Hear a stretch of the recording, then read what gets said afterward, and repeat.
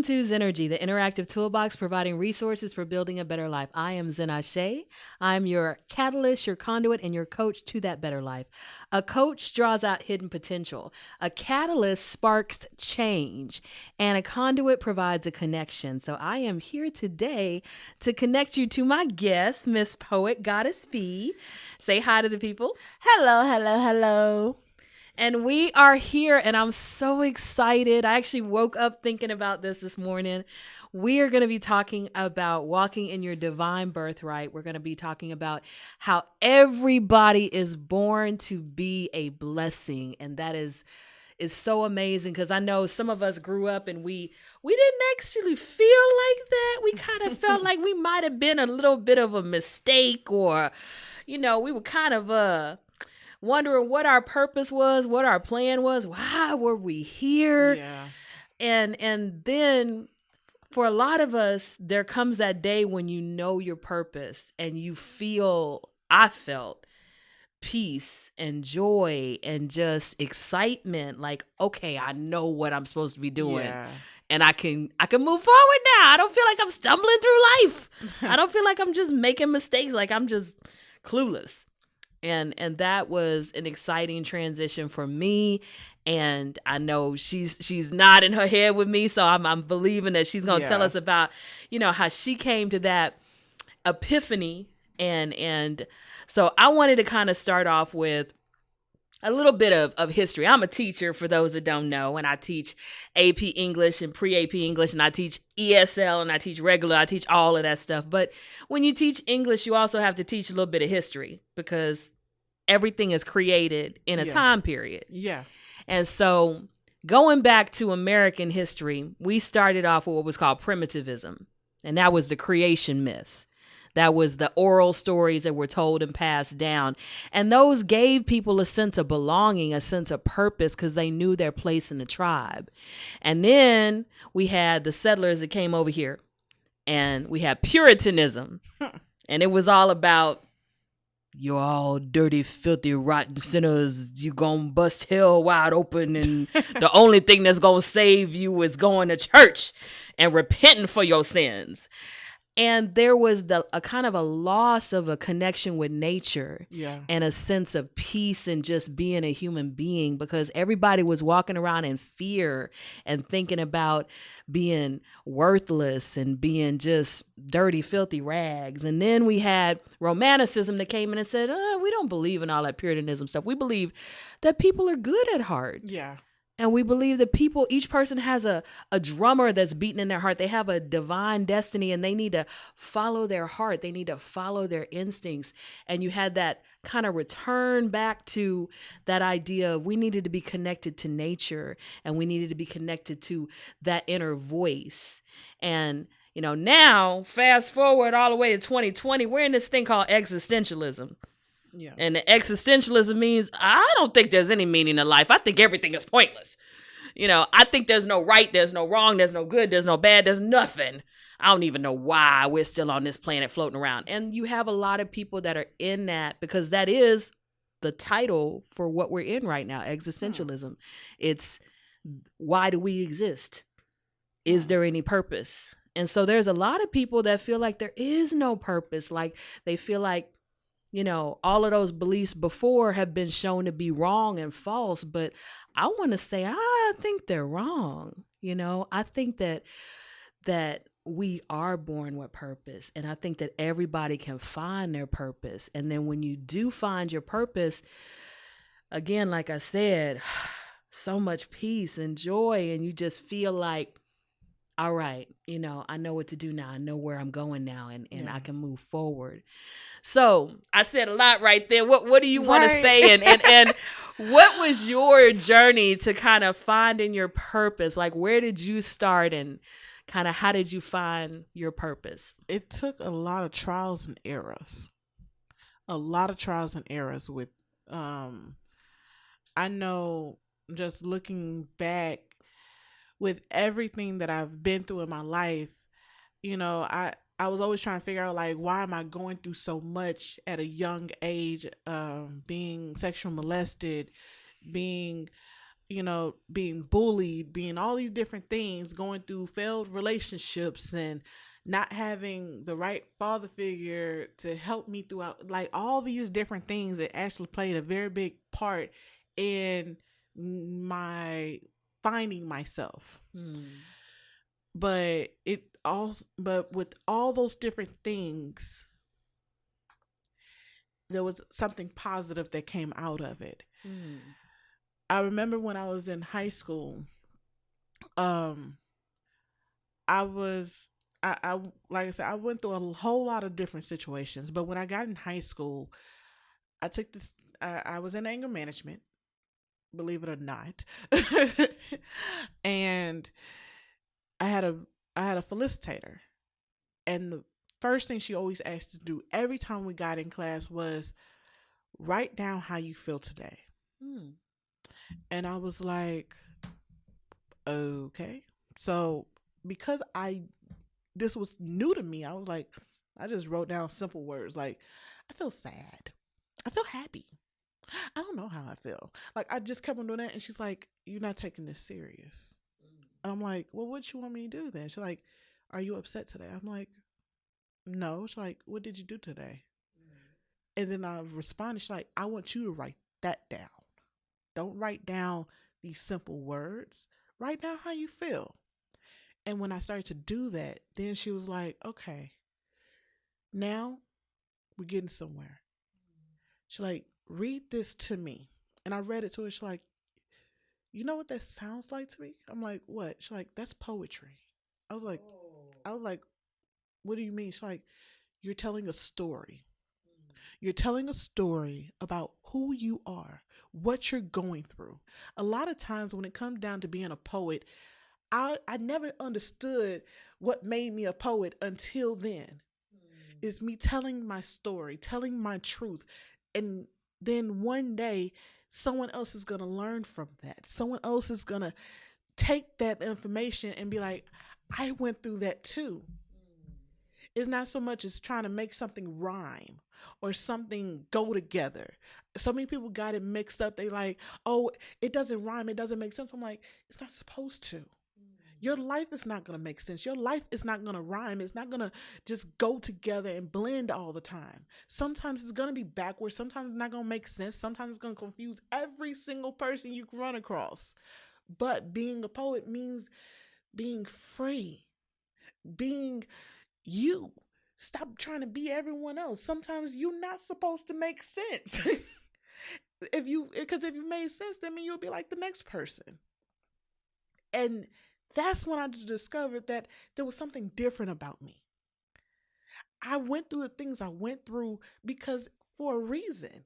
Someone else was going through what I was going through, but they probably didn't know how to tell their own story. And then I got in college. And then I ran into this lady by the name of Mama Neff. And she was like the little old wrinkly lady in the library at TSU. And I don't know why I always thought she was older than what she was because she was so mature. But then I realized that she was young too. I was like, oh, okay. Well, thank you. And she was like, I want you to be a part of my team. I'm like, I'm not a poet. She's like, oh, you're not? Oh, my bad. I'm like, wait, what team are you talking about? And she's like, well, it's called Poetry and Politics. I was like, oh, interesting. Poetry and politics together? She's like, yeah. I'm like, oh, okay. And then she's like, she's like, do you write at all? I'm like, you wouldn't have asked me to be a part of your team if you didn't think I could write. She's like, well, I just felt like you had it. I feel like there was something about you. I was like, interesting. It's like, but do you write? I'm like, yeah, sometimes I write in my journal. And she's like, can I read it? I'm like, it's kind of personal. She's like, if you don't want me to read it, I don't have to. I'm like, oh, well, here you go. And she read it. And she's like, you are a poet. I'm like, based off of this, she's like, yeah. She's like, I want you to be a part of this team for real. Not just to help. I want you to be a part of it. And she taught me how to turn my journals into poetry.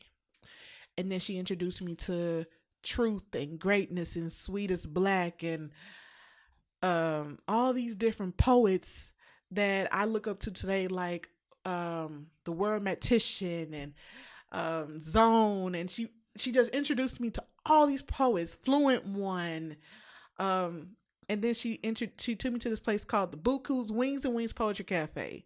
I was a freshman, I didn't know nothing about this stuff, and when I went, it would be like a mob of us going from TSU down the street of Scott Street, going, and we did this every Tuesday night, and every time we go, it was like just poetry and music, and it's like I was like, this is where I belong.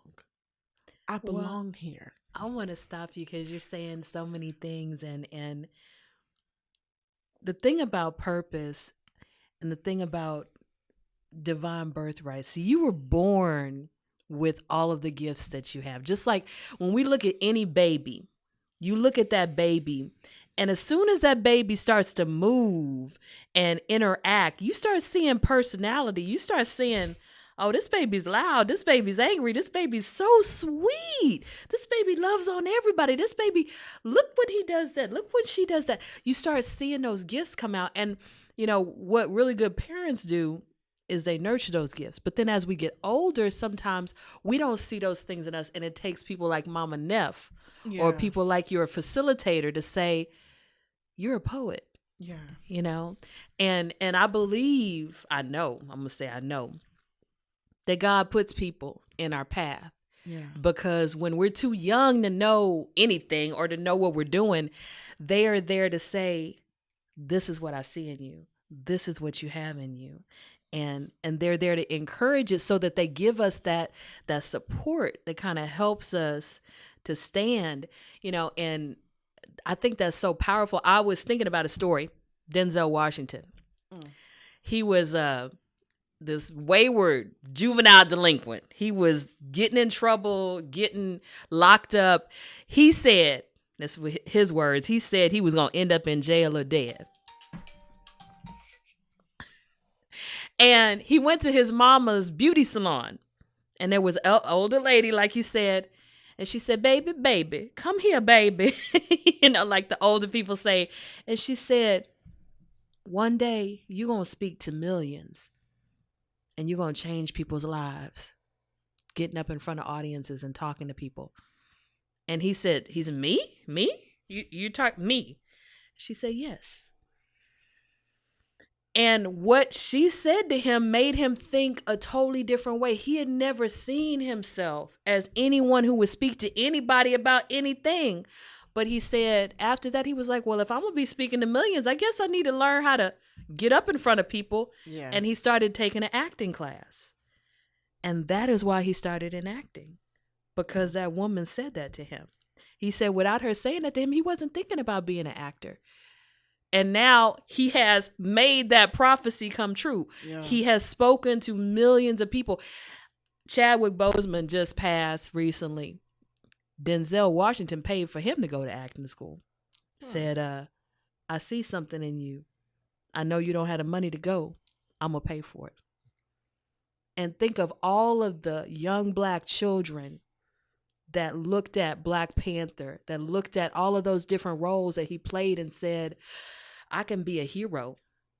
You know, I can be somebody people look up to. I can be a role model. I can be a strong Black man who has some backbone and knows who he is. So when Denzel Washington got into his place, his divine birthright, it wasn't just for him. It was for all those millions of people that were going to listen to him, and also for the people that were going to come, and he was going to be able to sow into their lives, and they were going to have fruit, you know?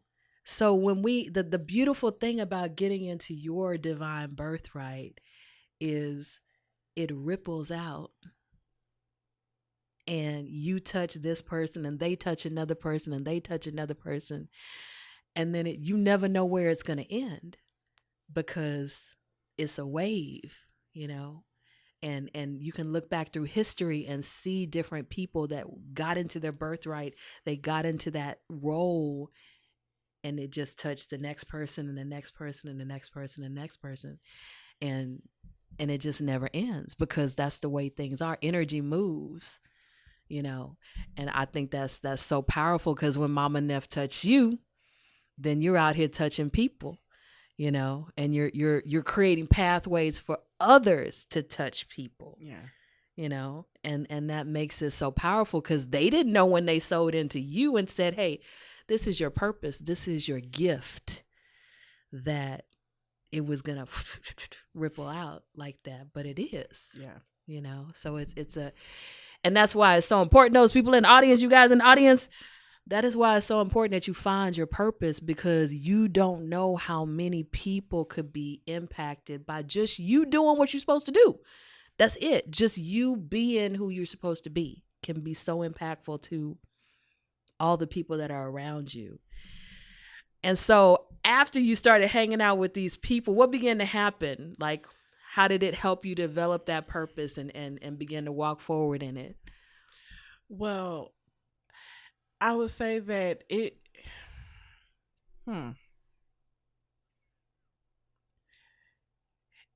took me actually sitting down and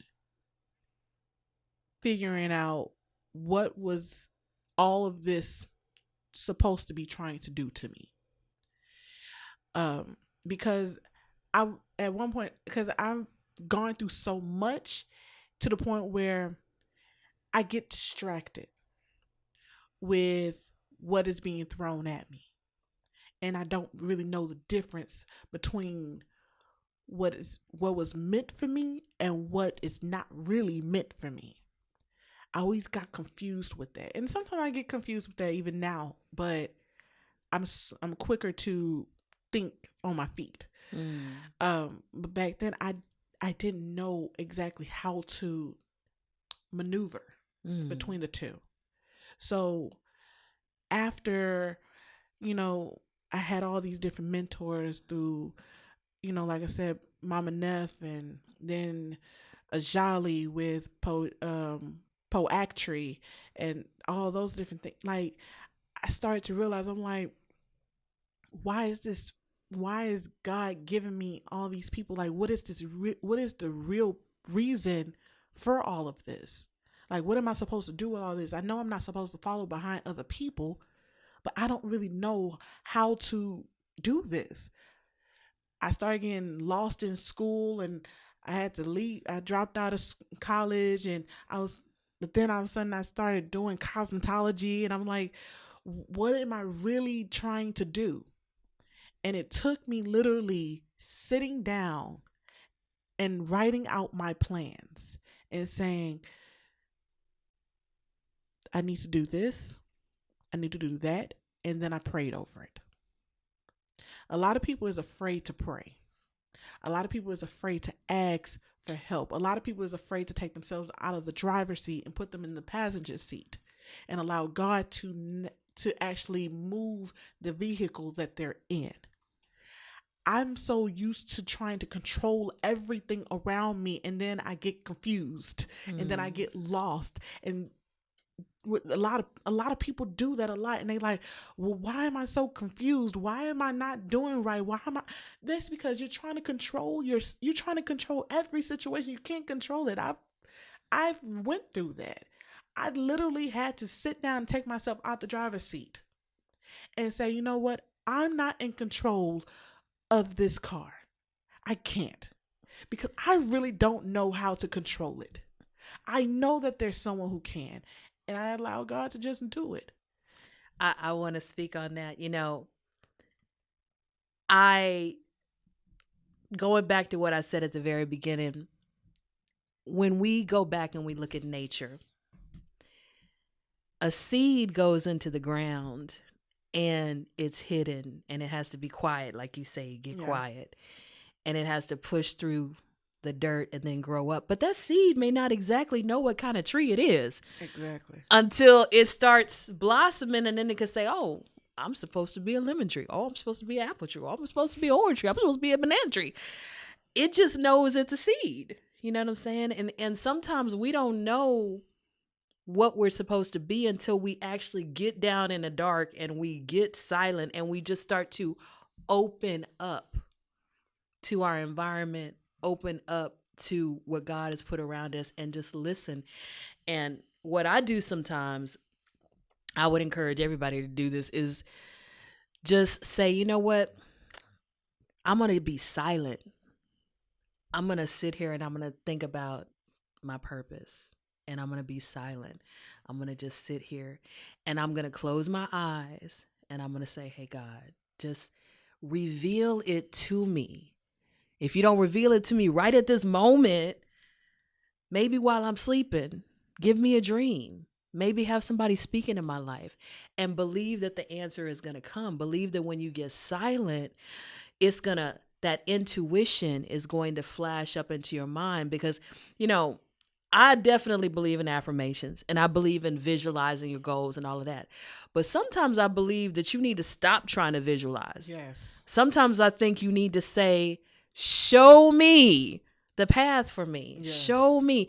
Because sometimes what a lot of us don't realize is the path is actually bigger than what you would visualize. You would visualize, a one-story building with your name on one little cubicle of that building. But God might have for you a whole plaza. I swear, it's funny that you say that, because I was just talking about this to the guy I've been talking to lately.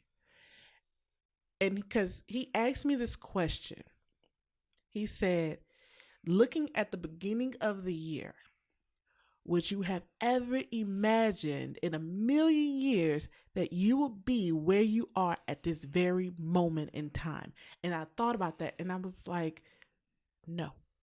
Yeah. Because at the beginning of this particular year, everything, I don't know what it was, but everything was going haywire for me. Everything. Relationship failed. I've had 9 deaths on me this year alone, and it wasn't to COVID. Only one of them was to COVID. But I've lost my best friend to police shootings. This year alone has been crazy. And I told him, I said, I feel like you are heaven sent.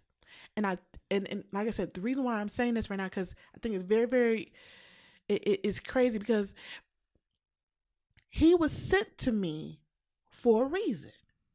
The image of a man I pictured myself to be with for years was my ex. I used to say, I used to write down when I was a kid, I'm like, when I get older, I want to be with someone that's strong, that plays football, that can pick me up and hold me, and that's just chocolate and strong and all these other things, that loves art, that loves all these different things.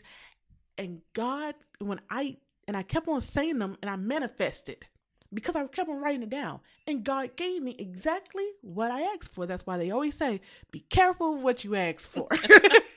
Because God gave me exactly that. And that relationship lasted for 8 years. Off and on for 8 years. Just to find out that was not the person God wanted for me. That's what I wanted. That's not what God wanted. But because when you ask for something and you keep on manifesting it, God's like, okay, I'm going to give you what you want. Stop asking me. I'm going to give it. I'm going to give you him. I'm going to give it to you. But if he's not what you really know you need, don't say I didn't try to give you something else. And that relationship didn't work. And then I was trying to figure, I'm like, well, God, I don't know what to do. And then I heard this voice. And one thing about it is that I always tell people, like, when you pray and you asking God for an answer, listen for that first voice. Don't listen for the second. Don't listen for the third. It's that first voice, that's the silent one, the quiet one that you be like, did I hear what I just thought I heard? Yes, you did hear what you just thought you heard. I didn't hear. And when you say to yourself, no, I didn't really hear it, and all of a sudden you hear another voice, that's not the voice that you needed to hear. It's not. The first voice, that silent one, because God, he's silent, but he's powerful. He moves in silence. You're not going to feel him, you're not going to see him, but you're going to know he's right there. But the only way you're going to feel him and hear him is if you have to take that deep breath. And after that deep breath, you're going to hear something. You're not going to know what it is, but then all of a sudden when you hear it, you're going to know it. But you have to be paying attention for it. And God gave me this man at a time when I was like, I don't want to be with no one. At that moment in time when I lost my relationship, and then my grandfather passed away, my biological father passed away, my best friend passed away, aunts and uncles, cousins, all passed away this year. And the same guy I'm put it like this. The guy I was talking to broke up with me on New Year's Eve. Mm-hmm. New Year's Eve, I went to an event. I didn't want to go, but I went. I'm like, I got to get out this house. I got to do something. I went to this event, a plugged-in event. Shout out to Paparazzi Jewelry, Kimberly Brooks. And it was this guy. I was standing there. He's shorter than me. I didn't pay him no mind. Kind of like your poem about the midget dude. Yeah. Gotcha. He was staring at me and he said, you got something white on your bottom. I'm like, Kim, who is this midget dude next to me? Who would have thought that would be the same guy I'm with right now? The same guy. I've met him once at the event. I thought he was annoying. I saw him again at his house for a mixer right before COVID took place. Well, took over. Let me say that. And I was told he liked me, but I didn't think nothing of it. I was like, I'm not worried about that. I'm going through too much right now. But he kept on popping up. And it took Kimberly Brooks' birthday party. And we slept in the same bed together. Didn't do nothing. But that next morning, we talked all morning. And we got to know each other. And I was like, why God what is this for? And I asked God, I'm like, God, why him? Of all people, I found my happiness again. I found joy again. I found peace again. Only because when God brings someone to you, it's not going to be stressful. It's not going to be problematic. It's not going to be complicated. God is not of confusion.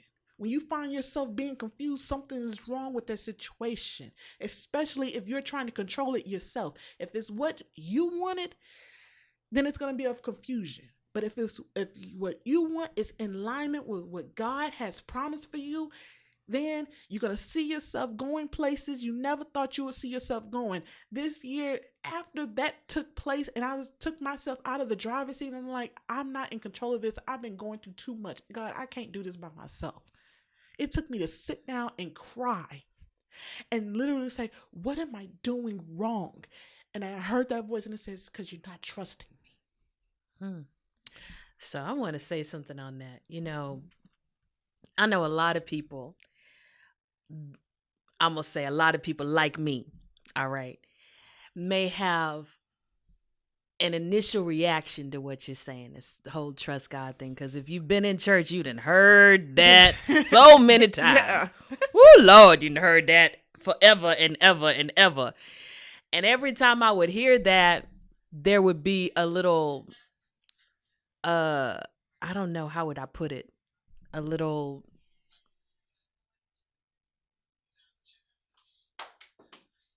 is that your phone? Oh, I think it was playing. It's something you shared, probably popped up. But the journey can take you in a lot of different directions to get to where you trust God. And my journey to trusting God went through some dips and turns and sideways, So I left the church like 4 years ago because you talking about confusion.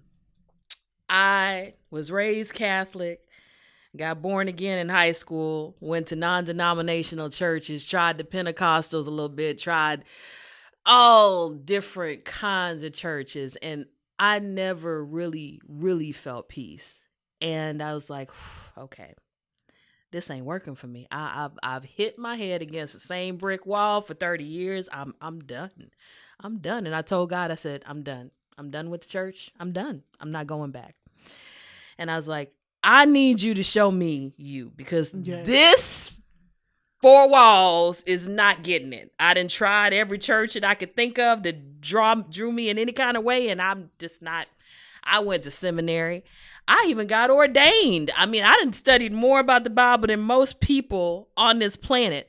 And I was like, I need this. This is not working for me. This is just not working for me. I have no peace, and I know I love you, and I know I want to know you, but this is not working for me. And so at that point, I said, I surrender. As you said, I'm not in the front seat anymore. I believe that you want me to know you. I believe that you want me to understand you. I believe that you want me. I don't believe in God works in mysterious ways. You're not going to understand God. You need to just accept whatever the pastor said. No, I can't do that. I can't do that. So from that point on, my life began to go in a lot of different directions. You know, I got invitations to come to certain meetings. Books would pop up on my phone and ads. I was like, this looks really interesting. And there was a voice, read it. Okay, read it. I read it. You know, I read the Celestine Prophecy, amazing book. If you haven't read it, read it. I started reading Florence Scovel Shinn, amazing books. I've read all 4 of her books, you know. Started reading books on metaphysics. Then I ended up going through a Kemetic initiation, going all the way back to ancient Africa, what we would have been taught, you know, and then seeing how it all fits together. Here's the Bible. Here's where it came from. Here's the metaphysics of it. It's all one thing. It's not separate. And the reason why it didn't make sense to me is because when I would go to church, I was getting this little sliver and they were telling me it was the whole pie. And I'm feeling like it ain't the whole pie. There's more to it than this, because this don't make sense to me. And now I'm like, I see the whole pie. Yeah. I see the whole pie, you know, and that's a beautiful thing, you know, and when you, again, take yourself out of the driver's seat and you say, okay, God, show me. Oh, you will be shown. You may not even be ready for everything you're not shown. Be ready. But you will grow into being ready, and it'll change you, transform. You know, the whole butterfly thing, you know, you go in as a caterpillar and you come out as a butterfly, but you have to be ready to trust, because when a caterpillar goes in that cocoon, it literally melts into the cocoon and gets reformed. Yeah. And so some of what you are is going to have to melt away. Some of what you are is going to have to disappear. Some of what you are is going to have to leave for you to become who you're supposed to be. And sometimes we don't want to let go of that. We want to hold on to that. But when, you know, I heard this person say, for every birth, there is a death. You know, for an adult to be born, a child has to die, in the sense of you got to give up your childishness if you really want to be an adult. Yeah. So you have to die to certain things that are childish for you to be an adult. You know, for a relationship to be born, that single person has to die. Those single ways got to die. If they don't, you're going to have some problems. Yeah. Because you're going to try to be single in your relationship. You know, so for every birth, there's a death. For every transformation, there's a letting go. And what helped me, again, talking about what I was talking about at the very beginning, is looking at nature and thinking about the magnificence that is our human body. You know, right now, I'm not thinking about my heart beating, neither are any of you, but it's beating. I'm not thinking about the blood flowing through my veins. I'm not thinking about my lungs opening and closing. I'm not thinking about the millions of cells in my body that are doing what they do, metabolizing food and fighting infections and all of that. But all of that's happening right now because God set it up to happen that way. And the air is here for us to breathe because, it was set up that way. And the plants are growing outside that we're going to eat. And the animals and everything on this planet, the millions of things that are going on right at this second, just so we can live, is all in the hands of God. And I'm worried about my little purpose. Like, he can't control that. Like, God ain't got that, And when I started thinking about the hugeness of God and everything that's happening at all these times, and I'm not thinking, I can go to sleep and there's planes flying over my head to stay up in the air, and there's all of these things happening that I don't have to worry about, and I can just rest and trust that if all of that can happen and all of the things that are happening in my body just to keep me alive, all of the things I don't have to think about just to keep me alive, then since God brought me here as a baby and gave me a purpose as a baby, that is the purpose that he, she, it wants fulfilled, because to me, God is a spirit. It's not really a gender. But so that began to make me feel like, what am I worrying about? Why am I stressing about? Why am I not trusting? It's this thing. I used to do this podcast for from January all the way up until the I'm Survivor seminar. It's this thing I do called Survivor Sunday. And one of the topics I did was the 4 P's, which is prayer, perseverance,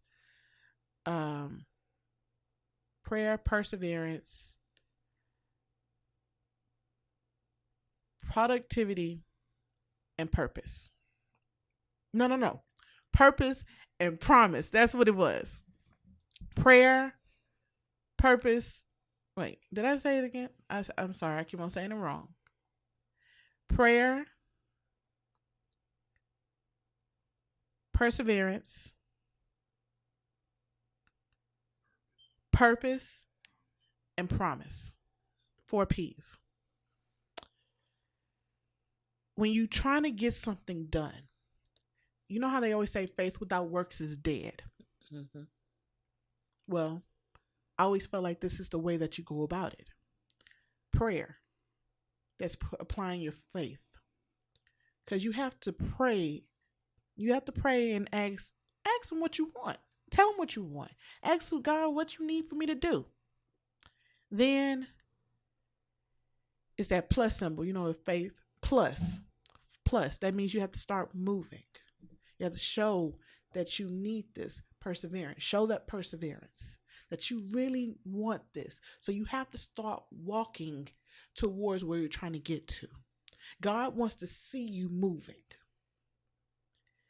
And you have, because God has a promise for us. He has a promise for each and every one of us.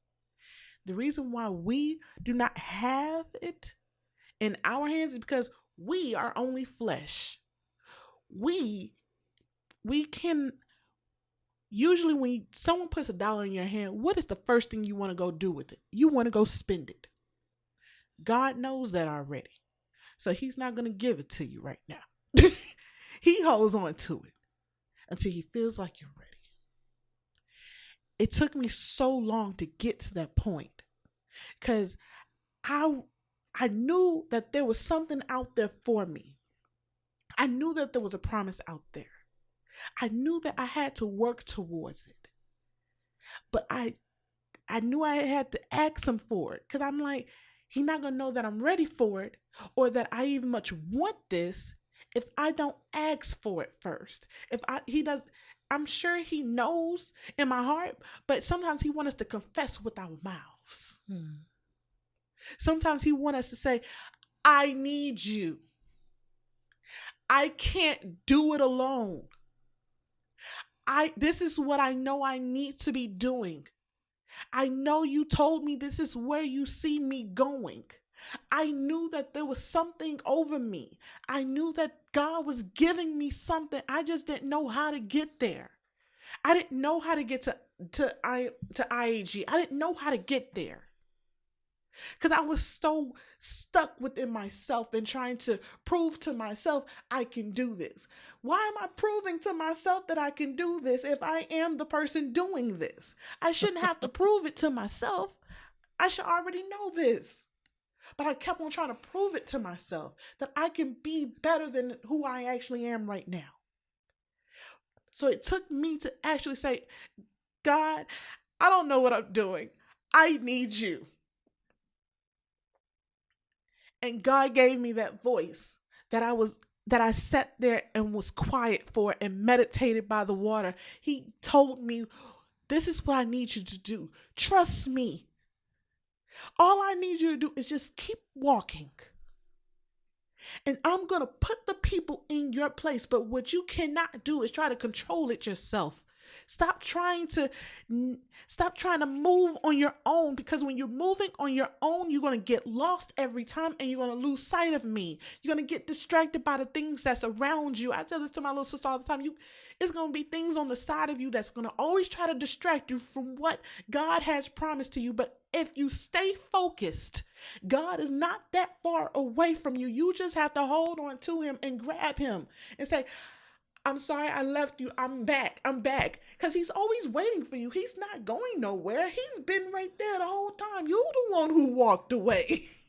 You're the one who turned around. You're the one who got distracted because this guy over there was saying something real slick, or this job over there was saying, hey, I can pay you more money than the job you have. Sometimes God just wants you to stay still. Look at me. Follow me. I have the way for you. And once you keep on going straight forward and you feel like you can't go no further, that's when God steps in and says, okay, you've done all you can do, and I see it. I got you. Yeah. Sometimes people read the Bible and they really don't know what they just read. Right. Because I think about the story of when they asked Jesus to pay his taxes. And they were like, do you agree with paying taxes to Caesar? And Jesus said, show me a coin whose inscription is on the coin. And Caesar's inscription, he was like, render unto Caesar was Caesar, render unto God's was God's. And they said, so are you going to pay your taxes?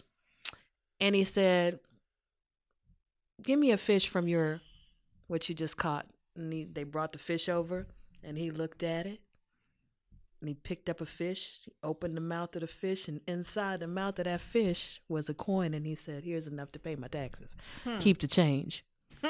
Now,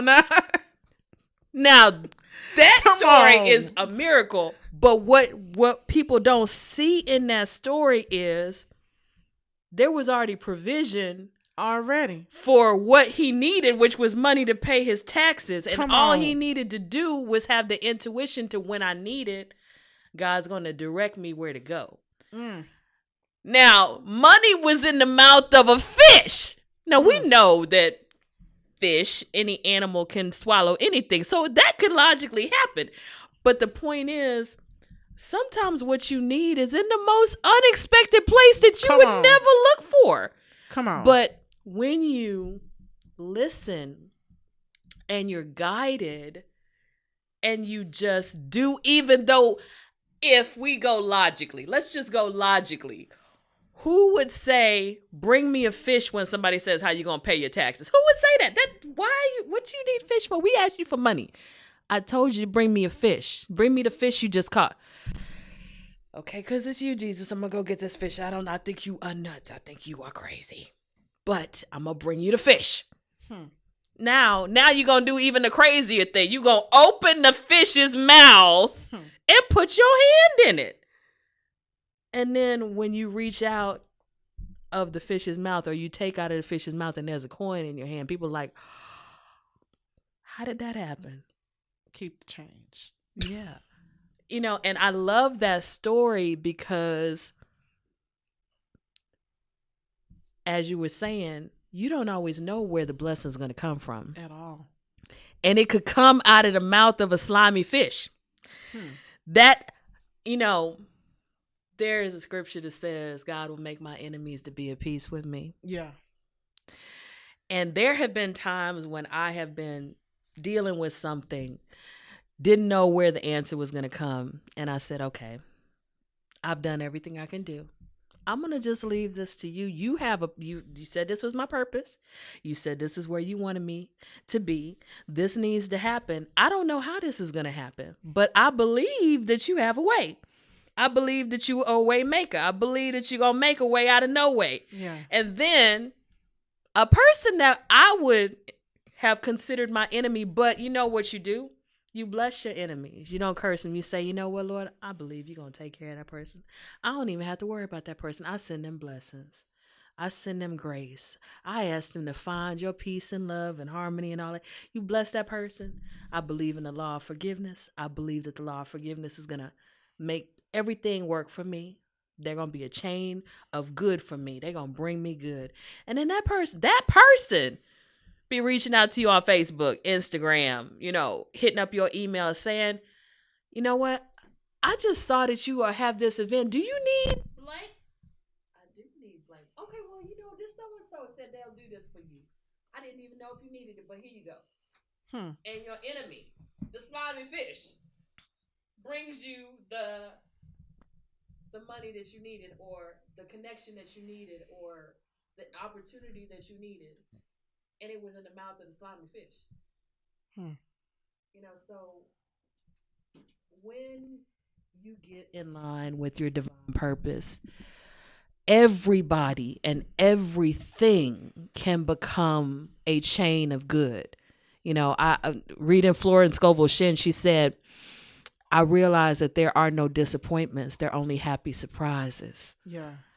Whatever I considered a disappointment, I call it a happy surprise, because it's going to come around and something good's going to come out of it. Oh, yeah. And so that was just realizing that, again, God is bigger, sees the whole picture, can move people, can move situations, can change things around. The world is a huge chessboard, you know what I'm saying? And the one reason why we can't and we shouldn't try to control everything is because we only know our side. We only know our little portion of the chessboard. We don't know everybody's position. We don't know everybody's connections. We don't know all that stuff, but God does. Oh, yeah. And just leaving ourselves open. When I need it, it'll come. When I need it, it'll be there. I'm going to do everything I can do on my part. I'm going to be prepared. I'm going to work hard. I'm going to do this and that. But I'm also realize that there's a thing called grace that covers a multitude, and it's going to line things up for me. And so going back to how do you get to that point, for me, getting to knowing my divine purpose was going back to, what did I feel like I had a gift that was given to me that I didn't work for, something that I just could do, and it came to me easily, something that people kept saying, you're good at that. Like, people would say, oh, you have a nice voice. Oh, you sound really nice. Maybe you should speak. Maybe you should perform. Maybe you should have a podcast, And people kept saying that. And I'm like, I should listen to them. Or you write so well. Your writing uplifts me. You soothe me. You're my Zen. People gave me the name Zen. If you guys don't know that was a name given to me. I didn't name myself that. Just listening to what you just said, so 2 things. How I got the name Goddess. Don't mind my crying. I got the name Goddess way before IAG, way before 2K Poetry, way before Poetry. I got Goddess Fee back in 2011. I had a friend of mine. It was my first transition phase. I was coming out of an engagement with this guy, and I prayed, and I was like, God, who do you want in my life? What do you want me to do? And all this other stuff. And I guess I was praying for something completely different from what God was trying to give me. Because that Sunday, I went to church for my cousin's baptism. And when I left out of church, there was this guy standing there. He was facing the opposite direction of me. And all I saw was tattoos. He was tall, light skinned. I'm like, ooh. Not what I was supposed to be thinking in church. I was like, ooh, who is he? And when he turned around, he was this guy that I went to elementary school with. I'm like, oh, wow, you've grown up. So we exchanged phone numbers and we started talking. We went on a date. It was horrific. Completely. Like, he was putting a flag on my, like one of the little gang flags. He put it on my rear view, on my mirror. I was like, sir, take that down. He wanted to get a beer from the corner store. I'm like, hold on. Like, what is all of this? So the first date was horrific. But at the same time, I found out something about him. He was using. And at that moment in time, I was like, after that date, I was like, God, I don't know why you represent him to me. Like, I was like, now I hope that's not who you have in store for me. But then he called me back and he says, Fee, I want to make up this. As soon as I finished praying, he called me back to my Fee, I want to make up this date to you. I was like, everything within my head was telling me, run. No, don't do it. But something in my heart, in my spirit, was telling me, go with him on another date. So I said, well, let me pick how the date goes. So that day, I took him to the lake. And I was like, let's talk. How has your life been going? I don't know what told me to take him to a lake and just talk. I was like, how has your life been going? And he told me. I was like, wow. Well, do you think you should be doing something different? And he's like, I think I should, but I don't know how. I've been doing this all my life. Gangs and drugs and all. He's like, I didn't ask to be doing drugs. I was given drugs at 9 years old. And I was like, well, I think, I can help. I can help you with this, with just helping you kind of find yourself just a little bit. So that night I took him to a poetry room. The secret word, Mama Neff. And he listened to me do poetry that night. And he listened to other poets. And then when I tried to take him home, his mom changed the locks on him. And there was a note there by the door. And she says, don't come back to my house until you pay me the money you stole from me. Whew. And I said, what are you going to do? You can't just be standing out here. He was like, man, I don't know what to do. Like, take me to the shelter down the street or something. I'm like, so I took him. They was booked. He says, I don't know what to do right now. I was like, okay, how about this? They closed right now. I'm like, we can try going. I have to go home. This is not my car. This is my mom's car. Let me, you can stay in the park around the corner from my house, I guess, and I can take you in the morning. Hopefully they can accept you then.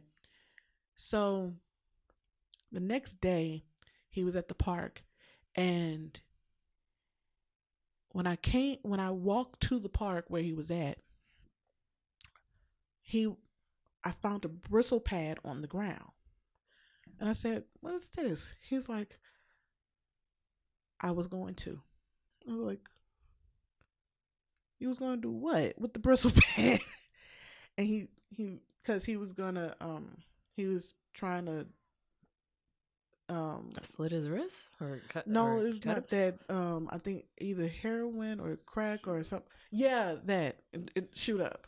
Oh. And I was like, well, why didn't you? He like, I don't want to do that no more. And I was like, okay, well, so what you want to do right now? He was like, I don't know. Can you pray with me? I was like, sure, why not? And then after we prayed, I told him, I'm like, look, instead of me taking you to the shelter, tonight is Bible study. Let let's I'm sure your mom will be there. Talk to her. And that's all I need you to do. Nothing else. Just talk to her. Well, when he went to Bible study that night, as much as I don't like the church that we was going to at the time, he felt, I don't know what it was, it came over him, but that night the pastor said, who would like to give their life back over to Christ? And with tears in this man's eyes, he walked to the front. And me feeling that, because he's sober now, he's been sober all day. And I'm looking at him and I'm like, he really mean this. So I walked up behind him and I put my hand on his back. I'm like, are you okay? He's like, I've been ready to do this for a long time. And then afterwards, he talked to his mom. His mom still didn't want him to come to the house. So me and my mom took him to Ben Taub. And we thought he would stay there because you can check him in and he could stay there overnight or for however long. Well, when we went back to see how he was doing the next day, he was gone. I was like, where he went to? He called me on his mom's phone and says, I'm at home. I said, oh, okay. He's like, can you come and see me right quick? I was like, okay, sir, I will do that. When I went to him and I said, so what's going on? Like, he still had clear eyes. He's like, I'm like, what's going on? He's like, I'm going to rehab. I was like, okay, congratulations. He's like, but I need to tell you something. I'm like, what's that? He's like, I didn't know why God put you in my life right now. But now I feel like I know. You shown me what God looks like. I was like, huh, okay. Interesting. That's always been my thing. It's interesting. I was like, okay. And he's like, yeah, you showed me what God looks like. I never knew what God looks like. I didn't know how it felt. And I'm like, at that moment in time, I was like, well, if he says I showed him what God looks like, I want to be like that for other people. I knew I was a counselor at that very moment. I knew right then I was sent to people to help them, to guide them into the right direction. I created IAG because I wanted to help people. Oh, I feel like crying. I gave myself the name Goddess because of that moment. Because if I am the female version of a god, I am a goddess. And all that means is that I'm a female entity of everything that makes up God. I am to guide people. I am to help people. I am to lead people. And sometimes I don't know how to. So what do? I go back to God and say, God, what do you need me to do? I want to say, that's the very beautiful story that you just told us. And a lot of people say Jesus Christ, Jesus Christ, Jesus Christ, and they don't know that Christ is a title. Yeah. Christ is not a name; it's a title. Christ means the anointed one. So when you say Jesus Christ, you're saying Jesus, the anointed one. But everyone who has been put here and begins to walk in their divine purpose is an anointed one, given ability and power and strength by God to do the work of God, to be hands and feet and voice and love and, you know, all of those things. So we are all, everybody walking in their divine purpose is Christ, the anointed one. We are all anointed ones. When you decide this life does not belong to me, I am just a vessel. I am just a vessel. I am just a vessel. I am not Marlena Johns living for myself. I am a vessel. And what I am here for is this. I am here for Zennurgy. I am here for everybody out there seeking to improve their lives, to give them a connection, to give them a catalyst, to give them some food for thought so that they can say, I have an idea. I have some inspiration. I have some motivation. I have some ability. I have some purpose. I have it. Now I just have to walk in it, and I have to be obedient to be a vessel. I want to make more vessels, you know, that are ready and willing to serve for the greater good, you know. And when you said you gave yourself the name Goddess, you know, I told you everybody else called me Zen. And then finally I said, all right, I'm Zen. And then Ashe came as a connection to my history, to Africa, to the whole lineage. I owe something to the people that came before me. I owe them to live my life the best that I can. I owe them to honor their suffering, their sacrifice, their everything that they put in me. Yeah. So I was put here to bring peace. I was put here to soothe. I was put here to inspire, but I was also put here because without the people that came before me, I don't exist. You know, my mother, my father, my grandfather, my grandmother, my great, you know, all of those people, their DNA is flowing through me. And so, you know, that's where my name comes from. And every time I say it, it reminds me that I am here to give peace and I am here to honor those that came before me, you know, and so when I went through initiation, when you go through initiation in a Kemetic ceremony, they give you a name. And they go to the ancestors and they basically go into meditation and say, okay, what's so-and-so's name? Well, when my teacher went into meditation and she called me, she said, okay, we're getting ready for your naming ceremony. We're getting ready for you to you know, cross over with all the other ladies that are going through initiation. Do you want to know your name? And I said, yeah, I want to know my name. What's my name? She said, your name is Ashe. The ancestor says you don't have another name. You've already been walking in your purpose.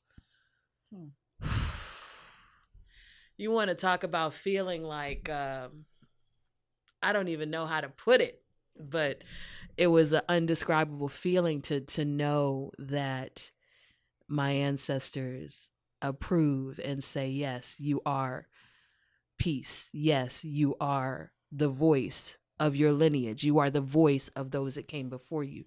Your voice is here to guide and soothe and to inspire and to, you know, Ashe means what I speak comes to pass.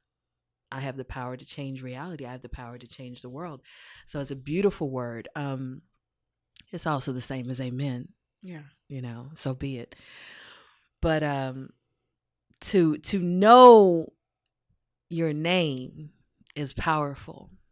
And as poets, as performers, we get to choose our names. But you know, in the Bible, God changed people's names all the time. And sometimes you may need to change your name, maybe not on a legal document, but you may need to say, you're not going to call me whatever that word was that you called me. You're not going to call me the B word. You're not going to call me, and you know, out of my name, because I'm not that anymore. You know, and you may have to say, there's certain things I'm not going to answer to anymore. You know, I'm not going to call myself broke, for example. I'm not broke. The first name that I was given was the first name I called myself Let me say not given, because that name wasn't given to me. I called myself Glamorous Diva because I thought I was like all pretty and all this other stuff when I was a freshman in college. But it, like I said, but it took that moment to tell me what I should have done differently. And I immediately stopped calling myself that. I was like, that's not me. Like, yeah, I like to look pretty. Yes, I like all those things, but that's not me. So, and it's like when I start to embrace that feeling, that change, that's when stuff started taking place. That's when moves started being made. And then it was something you told me. I don't know, was it it was last year. It was after season greetings. And you told me you unify people. That's what you're supposed to be doing. And I was like, you're right. Immediately after that, I got off the phone with you that day. And I stood in my room and literally I closed my eyes and I felt like I was looking at myself. And then I said to myself, I said, Felicia, go sit down somewhere. This is not for you right now. Felicia, you go sit down. I got this. And who was talking to Felicia? Goddess Fee was. Goddess Fee told Felicia to go sit down somewhere. You crying too much. You not ready for this task. Let me handle this for you. I got you. You go sit down. You relax because you being paranoid right now. You just doing too much. Go sit down somewhere. Like a mama talking to a child. I was talking to myself like I was my own child. Like, go sit down somewhere. I saw the little girl self. My little girl self went to a corner and went to go sit down. And I let mama take care of it. I let Goddess Feet take care of it.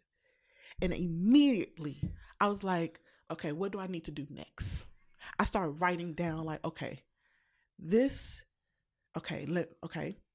I'm a Survivor Seminar 2020 that would take place. And this year took over. And I was like, okay, I can't have the Survivor Seminar the way I thought I was going to have it. Okay, what to do? Then Felicia tried to shrink back to me. I can't do this. I can't do this. But then all of a sudden, God was like, no, Goddess, step in now.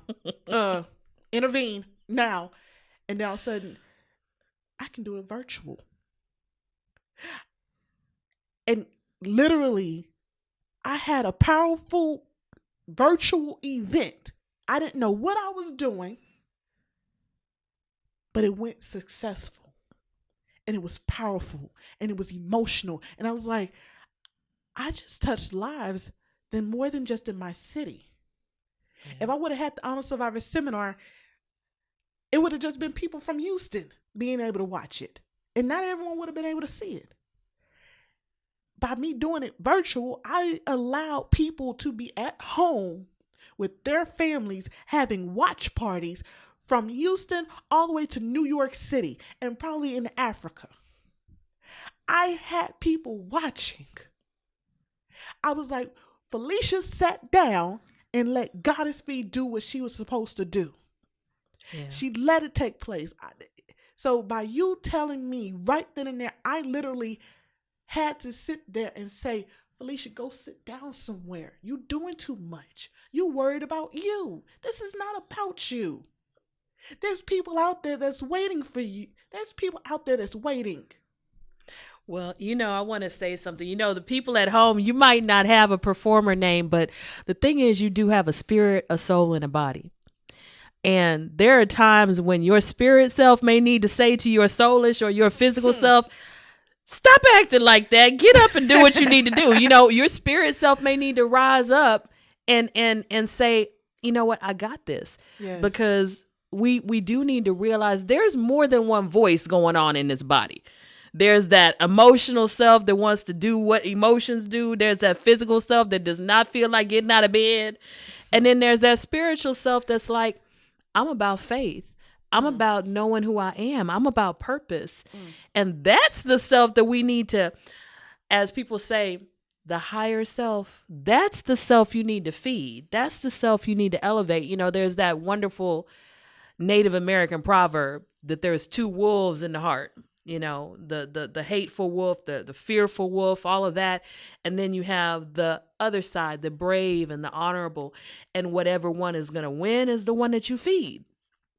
So sometimes you need to starve all that negativity and feed the positivity. And that's one thing that affirmations do. That's one thing that great books do. That's one thing that watching things like this do. They begin to stir up that higher self in you, that higher vision of yourself, so that you actually can get away from the limitations of the soulish self, you know, the one, you know, we've been trained a lot of ways that are not good. You know, we've been told that there's lack and there's fear and there's worry and there's stress, but a lot of that is choice. A lot of that is choice. We don't have to walk around stressed. We don't have to walk around worried. We don't have to walk around fearful. We can walk around at peace, knowing that our God is bigger than all these things. And like I said with the slimy fish story, if God has to send you a slimy fish in the form of a person or in the form of a physical fish to give you what you need, then be ready for the slimy fish, you know? I mean, just realize that there's so many opportunities. There's so much abundance. You know, I remember hearing Abraham Hicks say, when you're driving down the street, you're driving through a sea of money. So don't tell me that there's not money, because there's money flying over your head going through, you know, there's $1 billion transactions going right above our heads right now. People making deals. And who's to say that that money can't be coming to you? Yeah. Who's to say that you can't have 8 streams of income? Who's to say that you can't create a business today? There's a woman, a single mother, that made $157,000 during COVID selling skincare products. Black woman. She didn't make it before COVID. She made it right now. And she didn't say, it's COVID, I'm not going to make any money. She put her stuff out there and she made her money. You know, there's people becoming millionaires right now. So there's so much potential, and it takes first realizing that everybody watching, everybody that exists was born for a purpose. You have a purpose. You have a purpose that only you can feel. I cannot be Goddess Fee. She cannot be me. I cannot be the cameraman John Ross over here. I can only be me. I have a certain gift. I have a certain ability. I have a certain vision. And if I just listen to that guidance within me, things will start to happen. But I also want to say that you also have to realize, going back to nature, there are seasons. So sometimes you need to know what season you're in. Yeah. If it's your winter season, everything might not start working for you the way you want it to, because in winter, the ground is hard. You know, everything's not producing in winter. In spring, that's when things blossom. So sometimes you have to ask God, okay, is this my season, or am I supposed to be preparing for what's coming next? Come on. You know, because sometimes we get frustrated because things aren't happening fast enough. Look at nature, baby. Look at nature. You don't put a seed in the ground and it spring up tomorrow in a full 100-foot tree. No, things take time. Some things do happen overnight, but some things happen seasonally. And so we also have to realize that when we talk about divine purpose, we talk about divine order. We talk about divine timing. And those things are set, and they're not set by us. God set up the seasons way before we got on this planet. Yeah. You know, he set up the tides way before we got on this planet. So we have to learn how to flow with the seasons. We have to learn when it's time to sit still and pray and learn some stuff and work on ourselves. And then when it's time to get out there and be harvesting, and when it's time to be planting, you know, we need to learn those things. And it's all about listening and being guided, you know. So I wanted you to tell us just a little bit about IAG, how they can find you, what you have coming up, you know, those kind of things, because we're going to need to wrap up this episode. Well, You can follow myself as well as IAG Productions on Facebook as well as Instagram at IAG Productions. That's I.A.G Productions on Facebook as well as Instagram. You can also find us on YouTube at Poet Goddess Fee. um the events we have coming up, you can check me out honestly every single Saturday with Black Coffee with a Side of Tea on Stunner Radio. As well as we have just now made it to iHeartRadio, so I'm excited about that. You can check us out every single Saturday. The next event that we actually have coming up is on January the 2nd.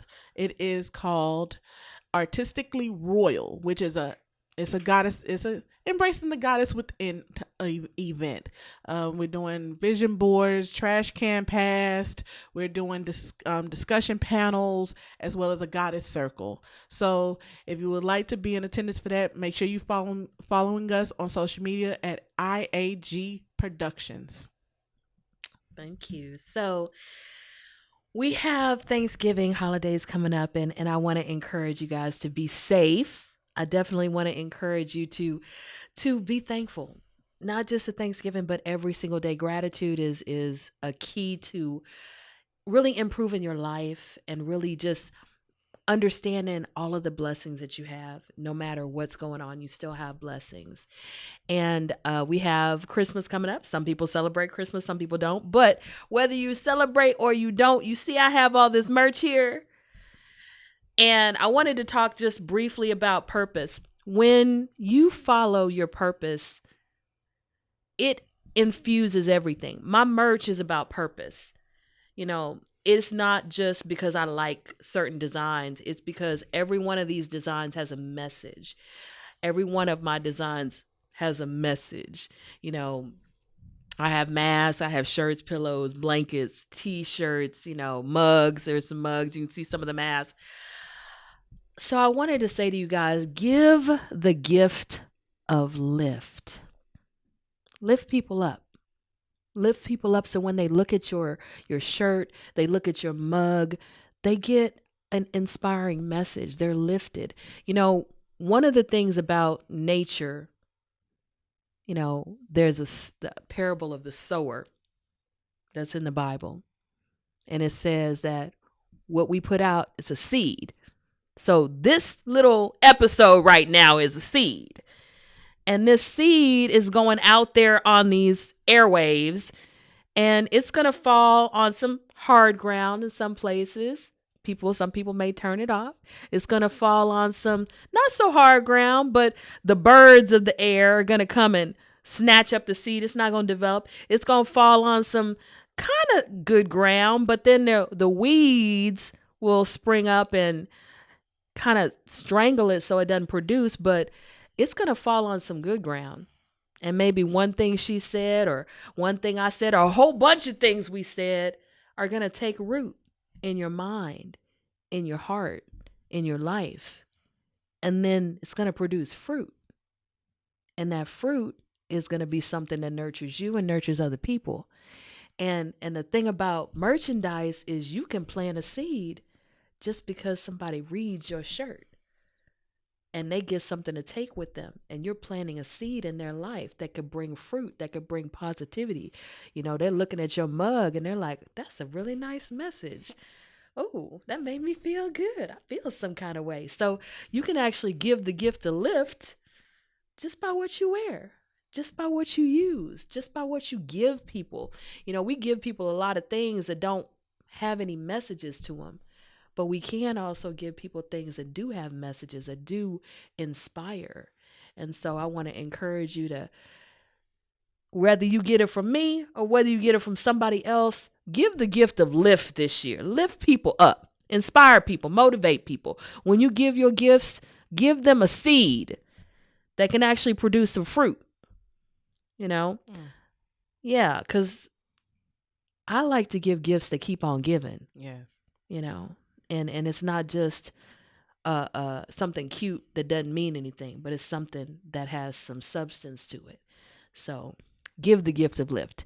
So thank you for joining us on Facebook Live, and the people who are going to hear this later on the podcast and see it on YouTube, tune in to Black Coffee with a Side of Tea. Yes. And follow, Goddess Fee, and then follow me also, Zennurgy. You can subscribe to this, Zennurgy podcast so you can get all the episodes that are coming up. And I want to thank you guys for joining us. May you walk in Zennurgy.